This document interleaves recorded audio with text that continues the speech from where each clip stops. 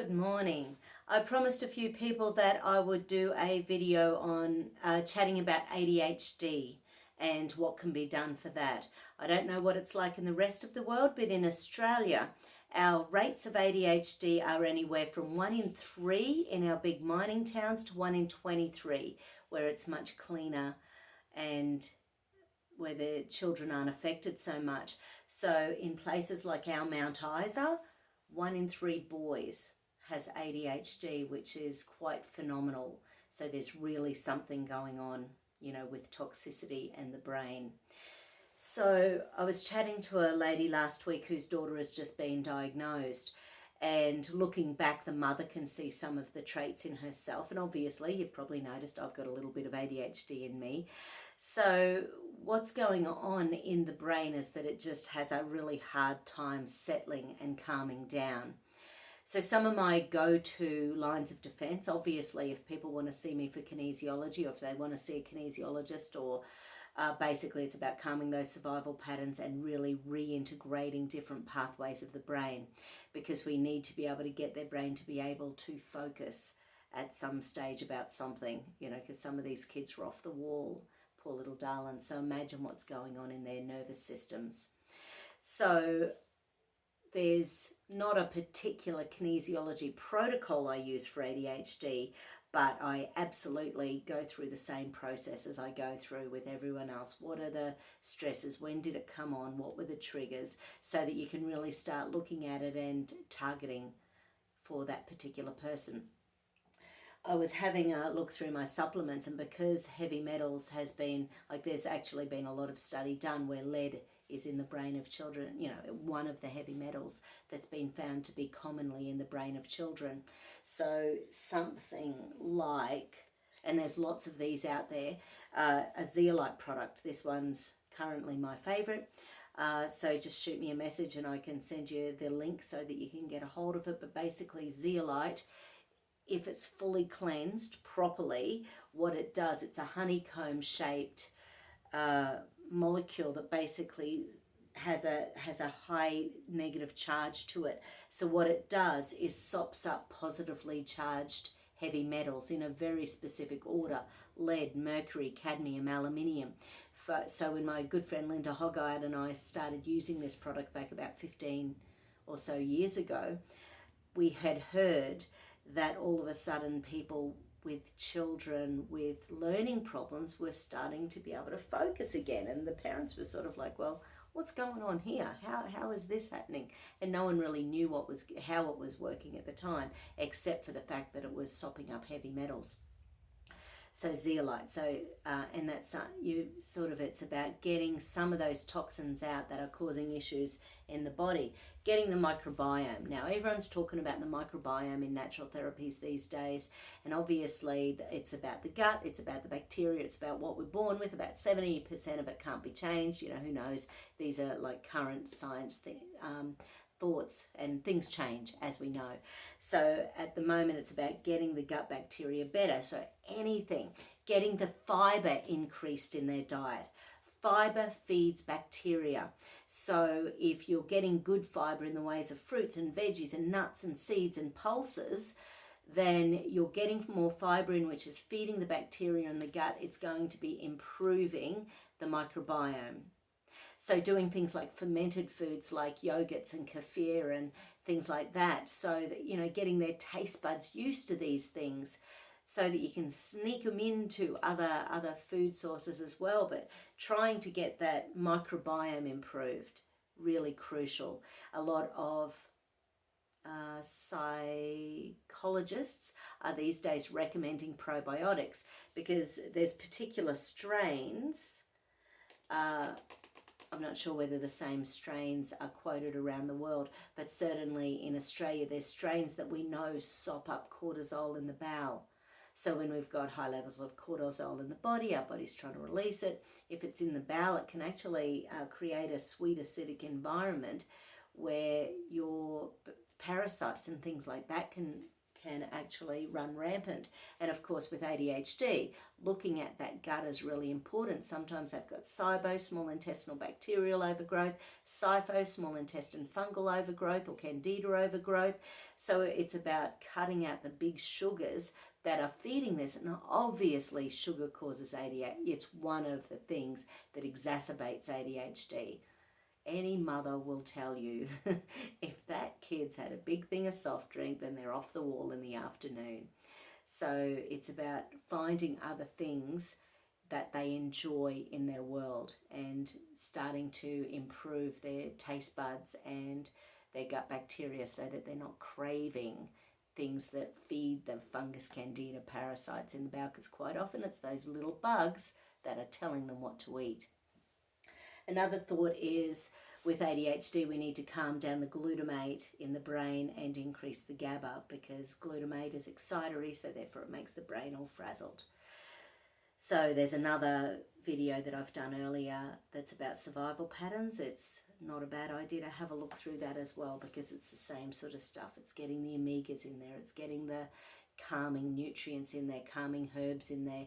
It's increasing GABA, lowering glutamate, getting the cortisol out of the system. It's about balancing these things, getting the serotonin increased using, say, SAMe products or 5-HTP products, things that help to increase the calm in the body, get that serotonin increased. There's lots of really good omega products for kids these days, things like Omega Brain Care, Omega Care for Kids. So things like Omega Brain Care, one of the extra ingredients in that is phosphatidylserine or phosphatidylcholine. Now what these nutrients do is line the lining of the nerves. So remember grade 9 science, so you've got your nerves, they're firing neurotransmitters. When we're excited, they really go for it. So we need to do things to coat them, which is the serine, phoscholine, and then we need the neurotransmitters to be the correct ones. So especially when we're trying to calm, we want more GABA, we want more serotonin, we want less glutamate, we want less cortisol. So they're just a few ideas. Another thing that could be an idea is having the omega-3 index done. So it's a blood test, and basically what that does is works out the percentage of omegas on the cell membranes. So the omega-3 index, when it's done, what we're aiming for is about 7 to 8%, and you increase oily fish oil supplementation until you get that, so you do it in about 3 months and see where the level of your omegas is at that stage. So when we're up around that 7 to 8%, which is where it is in places like Alaska and Japan, where they eat a lot of oily fish, it means that our inflammatory responses are lower. So if we've got heavy metals in the brain's going to be inflamed. If the heavy metals are somewhere inert in our body that doesn't cause a problem, we just don't get symptoms. So everyone has heavy metals in their body, but whether or not they're causing symptomatology is an individual response. With children with out of control ADHD, the heavy metals are probably in there and they're causing issues. So just sort of a thing on the zeolite again, it takes about 7 to 9 hours for the zeolite to leave the body. So it's a negatively charged mineral, it sops up a positively charged toxin, and it leaves when the zeolite is neutral. Just leaves the body, pee and poop it out.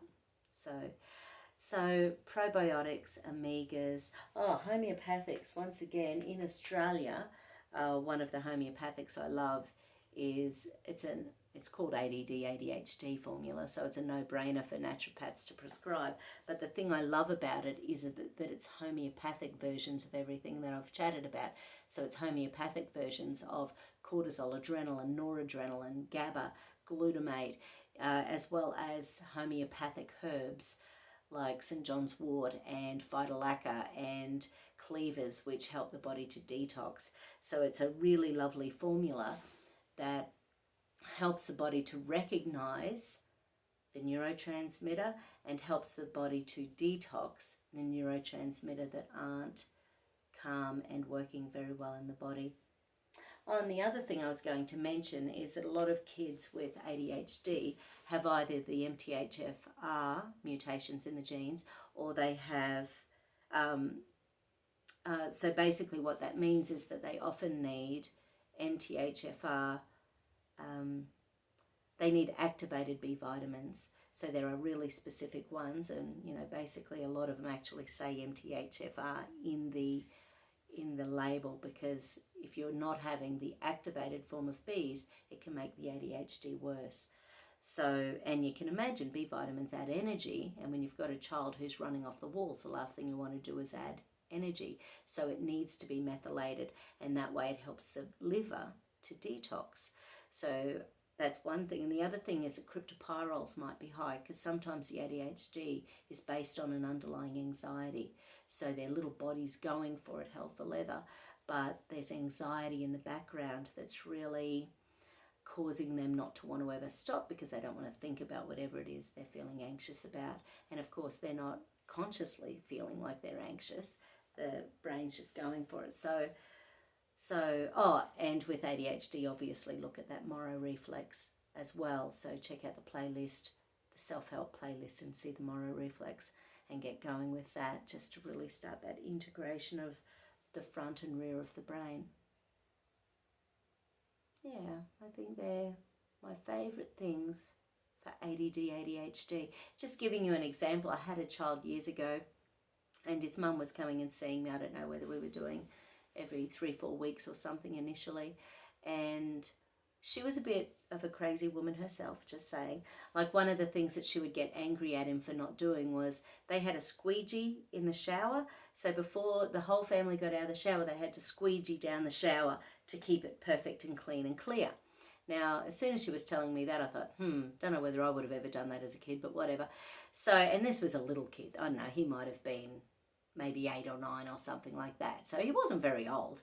Anyway, but they would get into these arguments, and then they would argue, and she said that she lived 20 minutes from his school, and quite often they would argue the entire way home, and he just would not let down. That was part of his, obviously maybe he had ODD as well as ADD, oppositional defiance disorder, but with the ADHD he would get on these tantrums and not be able to stop.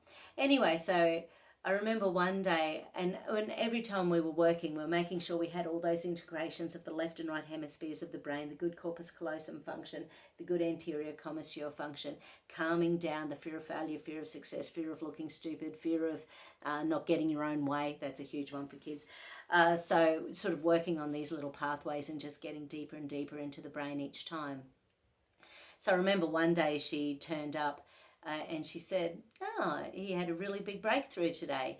And I said, oh, good, because I actually love it when parents say that in front of the children. It's one thing when the parents are saying, oh my God, he's such a little turd, and berating them. And the parents, I have to sort of, chillax, it's all good. Anyway, but this particular day, they'd hopped in the car, they'd had an argument, and she said, she gave her answer, and then he went, oh, okay. And they just kept driving. And she was so stunned that she thought about it the whole way to our appointment, which is where she came afterwards. And she went, wow, that's such an amazing shift, because the longer it takes for us to calm down after an argument, the less integrated our brain is. So the more integrated we are left to right, so the more logical and creative functions we've got going, the more we can get over a fight nice and quickly. If we're holding on to it and we're bitter and twisted about things, not a lot of integration going on there. There might be a lot of protection, but not a lot of integration. So I hope that's been useful on the topic of ADD and ADHD kids, and especially with, the ADD, more specifically, these kids often have real disintegration going on in the brain. So lots of love and attention and care is necessary, lots of support to help them out. Their brain really does think differently to other kids.